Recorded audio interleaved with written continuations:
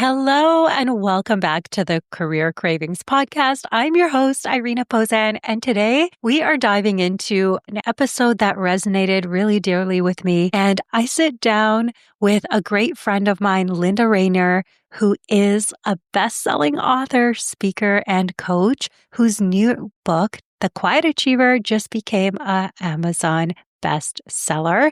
And we talk about why so many incredible, hardworking people get stuck in their career, which, newsflash, has nothing to do with their skill. So we break down how to get to the root of that issue and fix it. Linda shares some really great tips, but we also get personal. We talk about our immigrant upbringings, intuition, meditation, cancer, and what success really means, which is peace and health and alignment. So if you've ever thought, I do great at work, why don't other people see it? This conversation is your roadmap to communicating with that calm confidence without pretending to be someone you're not.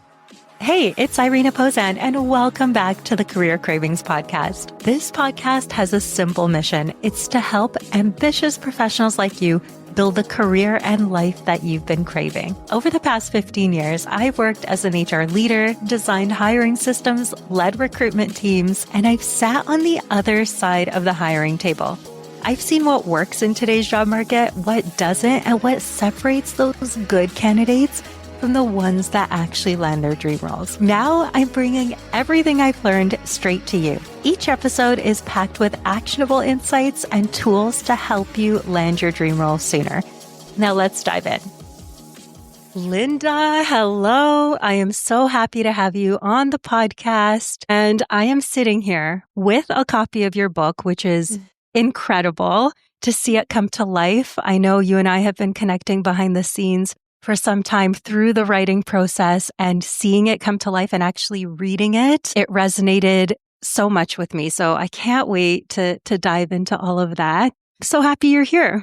Thank you so much, Irina. Thank you so much for having me, for setting this up, for having this conversation. And I'm much more excited to hear about what you thought of the book. I know you're going to be asking a lot of questions, but yeah, thank you for having me. So of course, I know who you are, and millions of people know who you are through your YouTube channel, but tell us a bit about you before we hop in. Yes. Well, okay, how much time do we have? Yeah. So when people ask me that, it's like, okay, do I go all the way back? But essentially, well, I'll share what I do right now. So I'm an author of the book, The Quiet Achiever, which just launched October of 2025. This book has now become an Amazon bestseller in Canada, the US, and Singapore as well. And I am a speaker. I'm also a leadership and communication coach. So essentially, I work with a specific group of individuals, professionals who I call quiet achievers.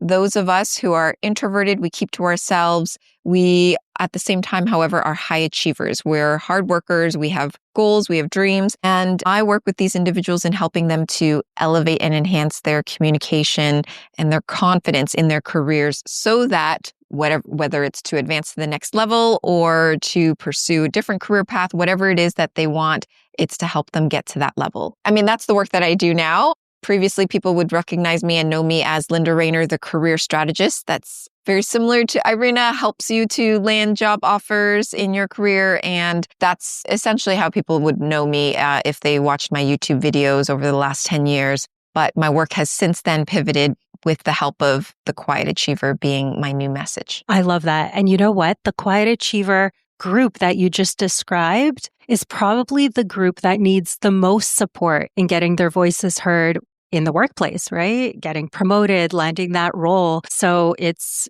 such an important message. And oddly enough, when I first heard the title and, we talked about it and you explained it, I thought, okay, I know I'm an achiever. That's for sure. It's one of my top strengths. If you've done that top strengths assessment by Gallup. Right.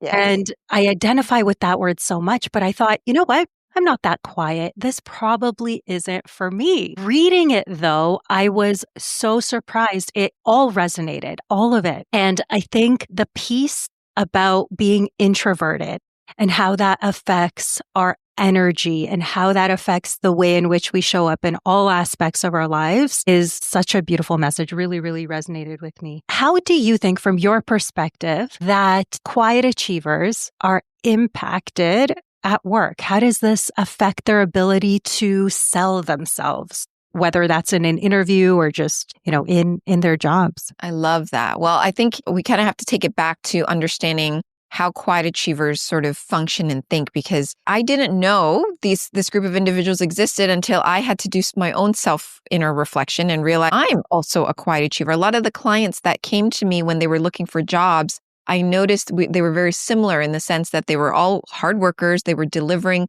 good quality work, reports, whatever it is that they were responsible for at work. But they were not able to, like you said, sell themselves or communicate their value. And so I had to teach them, those techniques when it comes to interviewing.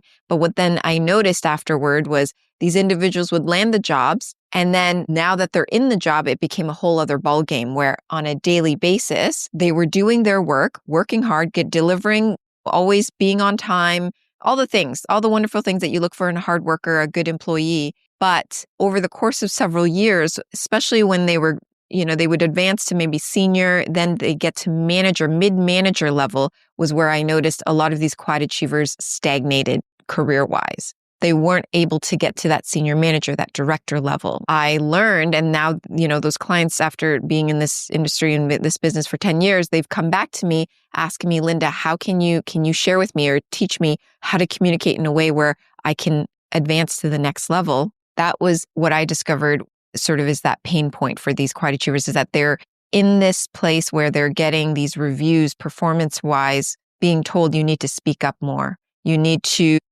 put yourself out there more. You need to share your ideas more. We need to hear your voice more. And so in the workplace, not knowing how to do these things, because this is the thing, is a lot of quiet achievers, the ones that I work with at least, they were programmed, just as I was, with this very specific idea of just put your head down, work hard, get good grades, get a good job, you'll live happily ever after. Don't worry about once you get the job, just you'll be happy once you get the job. And then they've followed that path, they've progressed, they've gained a certain level of success. But now they're at that point where, well, now what? I'm not feeling successful. I also don't feel confident in myself other than when I produce good work, that represents my value. So they fully identify with their job, their work, the value that they bring in terms of the quality of their work, but their voices are stifled. They aren't able to be expressed clearly. They're not able to share their opinions. A lot of my quiet achiever clients, they struggle with anxiety when it comes to, for example, even just speaking up in a meeting. And that, as you being a director in HR, I'm sure you're very familiar with that, over time holds you back. If people feel that you're invisible and they don't recognize you, they don't see you, you're not going to get those opportunities. 1,000%. Yeah. 1,000%. And it's like, especially at that leadership level, like you mentioned, people value those typical leadership skills, which people can see as very extroverted type skills, right? It's not enough to just put your head down, do the project in the best way possible. Now it's important to lead and move others and get people aligned with your vision and share that passion and be your own best advocate. Because if we're not doing that for ourselves, no one is coming to save us, right? No one's going to do that for us. So what would be, if someone's listening, what would be like one tip that you can share for people that are resonating with this message where they're like, okay, I also want to move to that director level now. I also want to be a leader, a first-time leader, but it doesn't come naturally to me. But I want to make sure that I do that. That's very important in my career. I know you gave a ton of incredible insights through your books. I know people could read that and take so much away, but what would be like the number one thing that comes to mind? Oh, because I'm someone that goes deep. It's you. Oh, well, you just need to speak up more in meetings. You need to share. You need to have a structure on how you're going to share it. Like, blah, blah, blah. We can get into that, sure. But what I know to be true is that when it comes to communication, it actually goes beyond the words that come out of your mouth. It goes beyond the structure of the sentences, how you put phrases together. It goes well beyond that. It's much deeper than that. It actually comes down to how you feel about yourself, what you say to yourself at a subconscious level, and what you believe about yourself. That then determines how calm and comfortable and confident you sound when you're speaking and how much conviction you have in your voice when you're speaking. And so if I was to get people down to the root of it, it would be you need to be honest with yourself and ask yourself, what am I so afraid of? What is causing me to feel this anxiety? Why am I struggling to share my opinions? What do I think is the worst thing that will happen to me? It really is about asking the questions to dig up the treasure, which is the root core belief. And I talk a lot about this in The Quiet Achiever. It's getting to the root of the belief, because once you acknowledge the belief, what you believe about yourself, all of a sudden, because it's now acknowledged, it dissipates in its power. It's almost as if a fear-based belief in my mind is like a crying baby. A baby that's crying, what are you going to do? You're going to pick up the baby, you're going to soothe the baby, hug the baby, feed the baby, change the baby, and then eventually the baby will calm down. That is the exact same thing as how fear-based beliefs, I believe, operate, because they're crying. They're wanting your attention. They want you to acknowledge them because they don't want to have to keep crying. And so if you can just dig deep and ask yourself, what is the root of my anxiety when it comes to speaking up at work or sharing my ideas? What is the root of it? Generally, it has something to do with, I feel like I don't belong here. I feel as though my ideas are unworthy. I feel as I'm unworthy. It comes down to something that is so, I can't explain other than just saying that it's so deep that it needs to be explored, because the more that we're willing to look inward, which is the message of the Quiet Achiever, the more that we can then release what doesn't belong to us. And then we're able to then feel much more at ease. We are able to lighten up. And that's when communication feels much more fluid. We're able to make connections with people in a more genuine way. We're able to be ourselves, our authentic selves, and show up as that version of ourselves, which is the version that will then get the recognition and the opportunities that we're looking for. 100%. If we don't believe we are the best candidate for that promotion, for that director role, if it doesn't start with us, how will we ever convince anyone else to see that in us? So the journaling prompts that you have inside the Quiet Achiever, I love journaling, probably know that, but I know a lot of people listening as well share all the time. They love all the journaling prompts, and there's so many in this book to go deeper, because you're right. It's not a quick Band-Aid fix. If you just tell yourself, oh, at Wednesday's meeting, I'm going to speak up that time, that doesn't actually address the root issue and the fear. So I love that. I love that so much. I'm going to go in a little different direction. Something that really resonated with me in the book is your story of being a refugee and being an immigrant to Canada, and how that shaped who you are and your story, how your upbringing really affected the fact that you are a quiet achiever, and that had a huge impact on your life. So I would love to hear a little bit more about that. How do you think that shaped who you are today? Yeah. So, just to give a little nuance, is that I was born here in Canada, in Toronto. I'm born and raised, but my parents were refugees from Vietnam. So it did say the 80s. And I'm like, Linda, we're almost the same age. There's no way she could have come here in the 80s. Okay. So that makes a lot of yes. sense. No. Yeah. I was born here, and my parents came here in the early 80s as refugees. So after the Vietnam War, what had happened was, just like in the US, they were bringing people over, Canada, US, Australia. And my parents, luckily, Canada had accepted them and said, yes, come on over, opened their doors. And that's how, they had me, they had my younger sister. Now, the reason why I mention that as part of my story is because it really does play a key role in my upbringing, in the sense that I was not raised by quote unquote, typical Canadian parents in a sense, who were born and raised here themselves. My parents were from Vietnam, country that had just been sort of war-torn and whatnot, and third world country. And then previous to that, my grandparents, so I actually come from a long line in terms of generations of people that have fled countries due to wars and had to start over. So my great-grandparents were from China. They fled China because famine or all of that was going on back then. And then they went to Cambodia, actually. And that's because a lot of Chinese people moved to Cambodia and Southeast Asian countries just because of at that time, there was more opportunity to do business. So they moved to Cambodia. That's where my parents were born. My parents, due to Pol Pot, the war that then happened during that time, they had to flee. My grandparents and my parents had to flee. They came to Vietnam. And then my parents eventually fled Vietnam after the war. So it's just a long line of lots of trauma, lots of, I'm sure, anxiety and fear that I think almost energetically, has been passed down.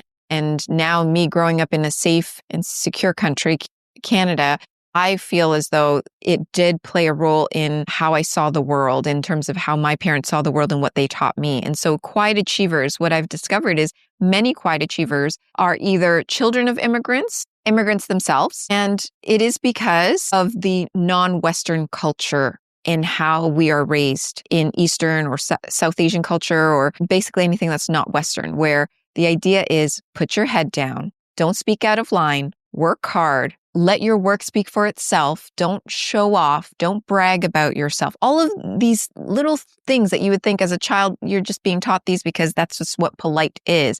But we carry that. We've carried that. Quiet achievers have this programming deep within ourselves, and we've carried that forward up through school where it actually worked for us. We studied hard. We got good grades. We were the A students. We went to university, got the good jobs after university, worked those jobs. And then at a certain level in our careers as adults, where our brains are now fully functioning and fully developed, we've realized, hold on, what I've been fed, this idea of what success looks like, this idea of what I would feel like if I was successful, why does it not resonate with me anymore? So our identities have shifted. Now I feel many quiet achievers after you've reached a certain level of success. So does that make sense? I feel like I was a little bit choppy in how I described it. That is loud and clear to me. I mean, I'm also a refugee. I come from immigrant parents. And I know in the book you talked about in your upbringing, what was acceptable was like, become a doctor or a lawyer or maybe an accountant, like the first path that you went down. But the first advice I got from my dad was, coming again from his fears and from we left a war-torn country as well. There were literally bombs dropping when we came to Canada, and that was how we came to Canada from Israel. And we left Russia also due to opportunity, like you mentioned. But his biggest advice to me when I was trying to pick a program in university was like, just get yourself a job in an air-conditioned office. Right? Like, work hard, just sit there. He's like, that seems like a dream. They'll just pay you to sit in an air-conditioned office. And to him, that was like mind-blowing because he has worked so hard very manually, right? So your upbringing really does shape, especially the first career decisions we make before we maybe know our authentic selves in a deeper way. Because what do we really know about ourselves in our 20s? Not as much, right? So I love what you said about people reaching this pivotal point in their career and thinking, is this it? Now what? And I want something more. And discovering that through, I know you talk about purpose and alignment in the Quiet Achiever as well, which is so, so helpful. I love that. So I want to switch directions again, selfishly. I want to talk about your writing process. And I want to hear, I know this is like a top question. As soon as I share with someone that I'm writing a book, they're like, what is it like? What do you actually do? How do you do it? So I'd love to hear, first of all, how did the Quiet Achiever come about? What made you decide that this was the next chapter of your career? Oh, this is a big one. Okay, that's a great question. In terms of the book. So when I initially got the book deal, and there's a whole story behind how that happened, but when I got the book deal, I initially believed that I was going to write a book about helping my clients to get promoted. Because I thought at the time, and this was back in 2023, I was feeling as though, I didn't want to write about getting a job because I've done that. Been there, done that. I wanted to write something slightly different. And I thought, okay, if I write about helping people to get promoted, that would help me to talk about something a little bit more exciting, a little bit more challenging for me, something that I want to stretch into. And as I wrote that version of the book, I wrote about 5 chapters and I realized I have nothing left to say. I wrote about 5 chapters. It was very clear, okay, this is the path to promotion, but it also felt a little hollow because I had followed a certain formula that I thought this would be the answer. But there was something within me that was stirring within me as I was writing. It almost felt as though that first round of writing those first 5 chapters, it was just to get my juices flowing. It was just to get me into the flow of writing and getting my ideas down onto my laptop. Because what ended up happening was by the end of those 5 chapters, and I was told that I had to write at least 10. So I was like, I don't have any other things to write about. So that was when I realized I needed to shift the direction. And so I went inward and I started asking myself, well, what does my heart actually want to write? Because at this point, it was no longer about just getting ideas down. It was more about wanting to really express my authentic voice in the words that I was writing. And I kept getting this feeling that, well, one example was I had gone to a CPA event where I was a speaker at the CN Tower for these prospective CPA students, because I'm a CPA myself. So CPA Ontario asks me occasionally to come speak to their members. And I did a 10-minute spiel sharing about my journey being a CPA. And we talked, you had mentioned my accounting sort of path, which is the original path that I took in my career, and how I pivoted since then to now do the work that I do.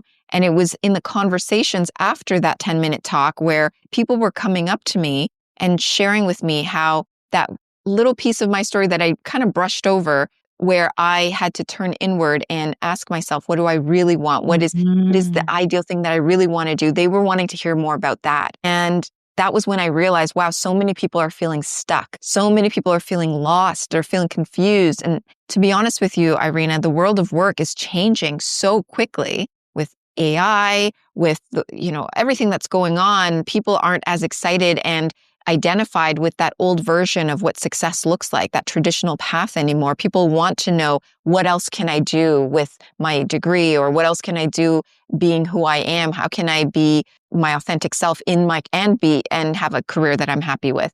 And so that was when I realized, okay, that's the direction I need to go with this book. It needs to be about helping people to feel unstuck. It needs to be about helping people to gain clarity in who they are beyond what they were told and programmed to believe successful career needs to look like. It had to be about them going inward, because that's the journey that I've had to go through multiple times. And I'm still on this journey. I think it'll always be the case that I'm looking inward, asking myself the hard questions. What do I really want? Where do I really want to go with my life and my career? How can I express that highest, most authentic version of myself in everything that I do and everything that I put out there in the world? And so that became the premise of the book. And to be honest with you, when it came to writing, it actually flowed so much more easily than the first round of those 5 chapters about getting a promotion, because now it was just coming through me. It was coming from within me. It felt as though sentences, ideas and concepts, they just pieced themselves together in a way. And so, So there's a couple things you said. You took cues from that day at the CN Tower and that moment where people are resonating with something you mentioned and they want you to go deeper on that. And you're talking about really this collective awakening that sort of has happened since 2020, right? A lot of people are not okay with, we talked about our parents' generation where they're like, work in the air-conditioned office or get that good job and just keep your head down, where now people are like, okay, but that's not enough for me anymore. Now I'm seeking more purpose and more alignment to who I truly am and who am I? And like that discovery process.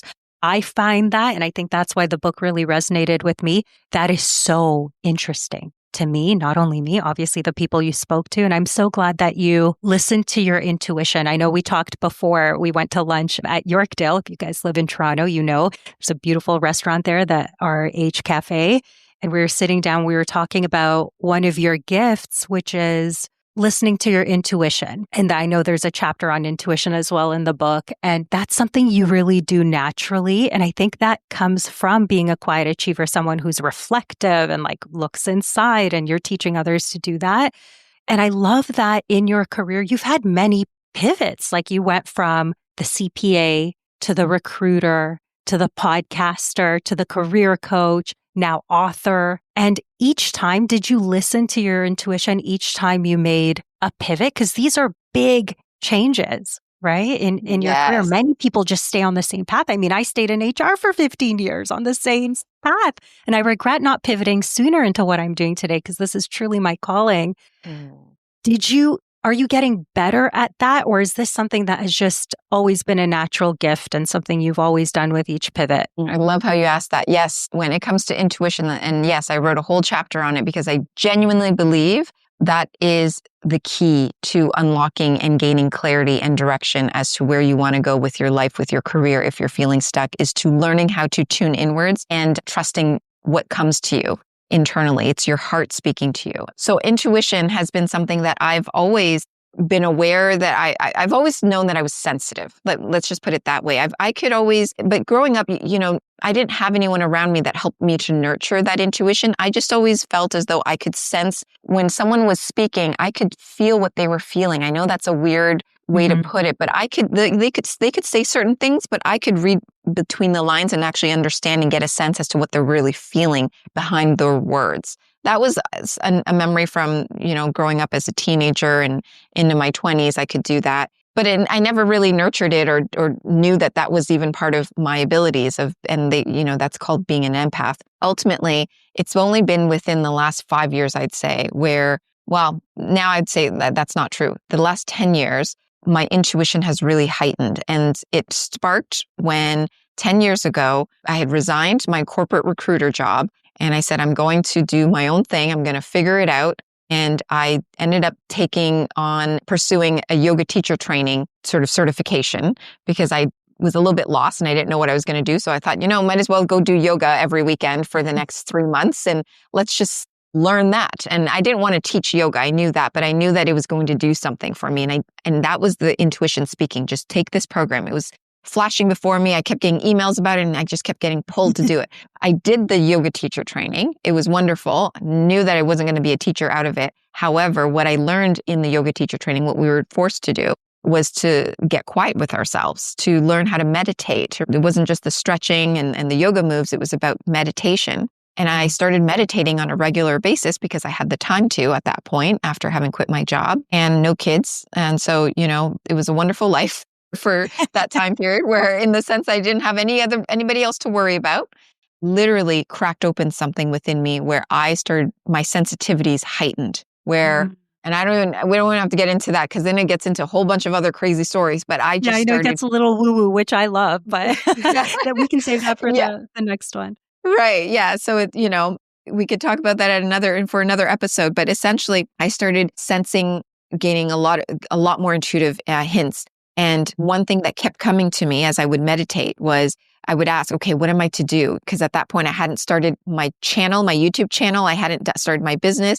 And I kept getting a vision of me, just like I am right now, sitting in front of a camera, talking into the camera, and then putting those videos onto YouTube. So I kept seeing that as like a consistent sign, a consistent message. So eventually 6 months after doing the yoga and meditating and trying to figure it all out, I just started taking action.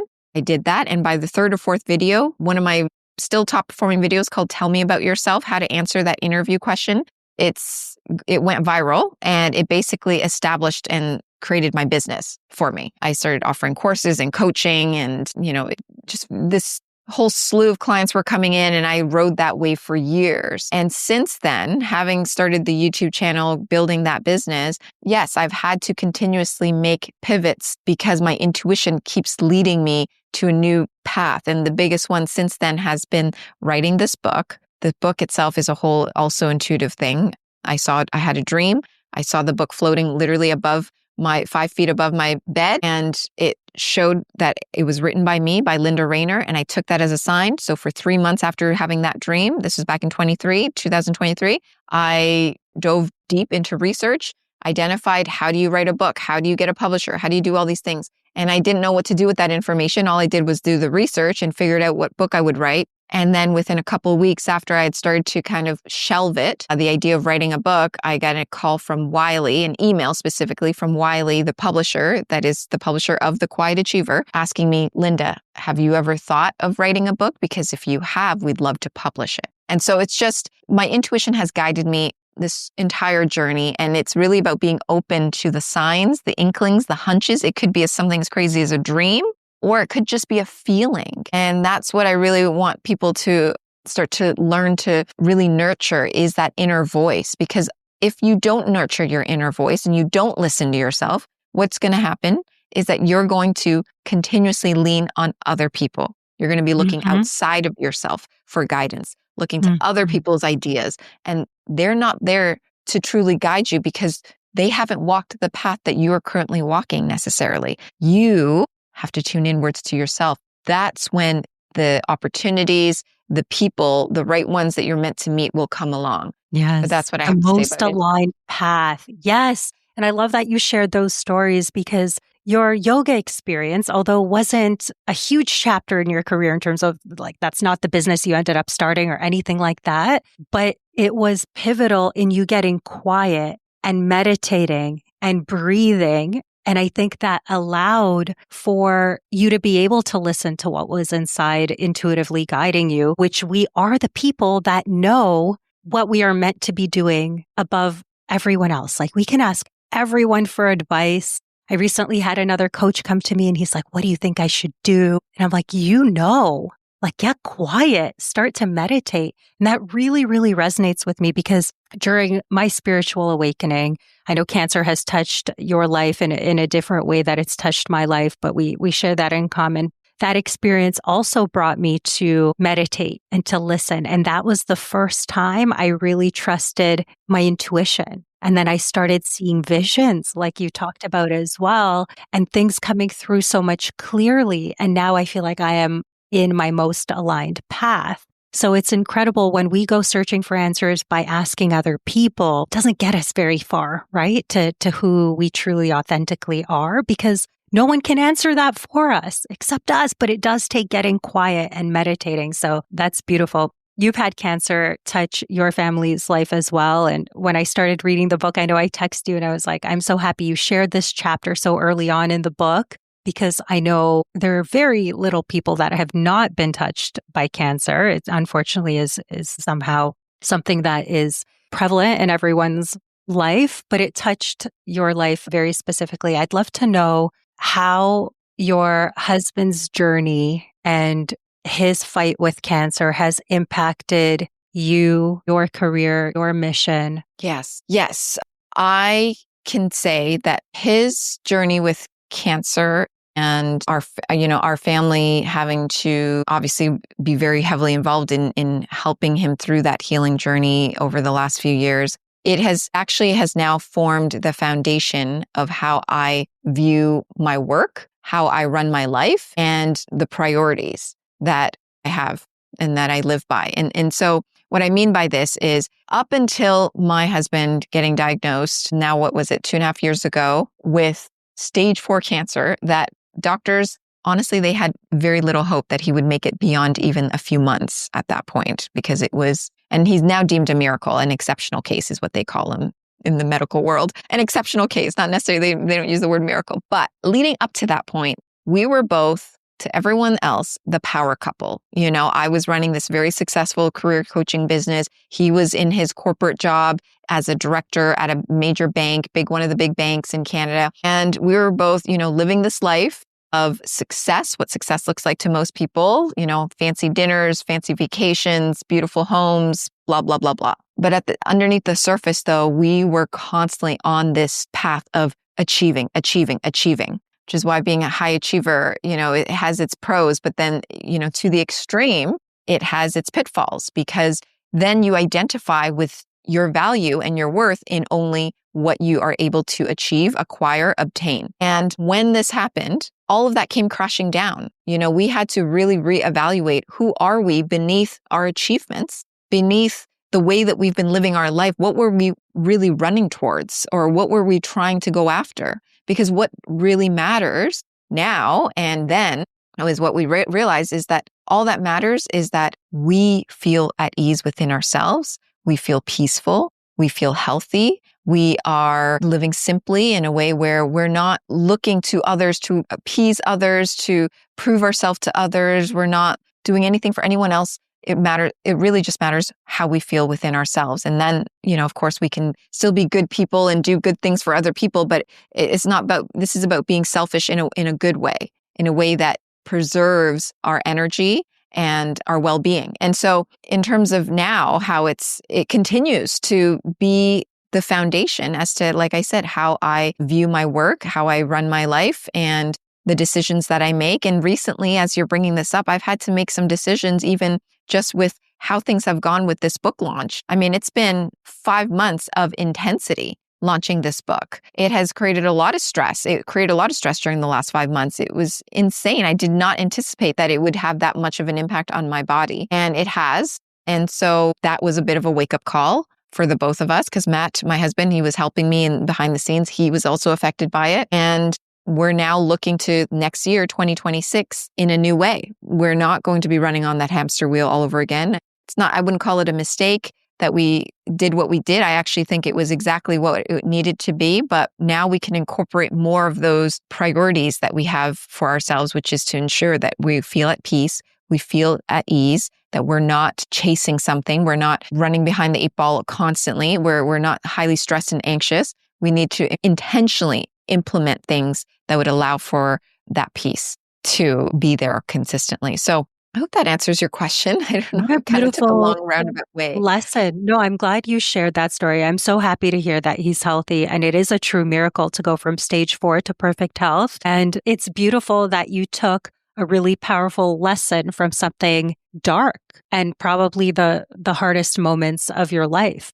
And I think that's really beautiful because I really resonate with that. I always say that the cancer was like the catalyst. It was my biggest teacher, and I'm so happy that it happened. Not in the moment, of course. That was, very challenging. But now looking back, it taught me lessons that I may not have learned throughout the course of my whole life. It made me change my whole life, right? I love also that realizing how our days are numbered. They truly are. And then it makes you really evaluate what the most important thing is. And for everyone, the most important thing is not that next house, that flashy car, right? Just like you said, it's peace and happiness. And if you don't have health, then you don't have anything, right? So these three things are at the end of the day what I think we're all seeking. We just want peace and happiness, right? And the way sometimes we go in which go to try to attain that is through the other material possessions, which I have learned are very short. They're fleeting kind of. It's like that dopamine hit of freaking amazing.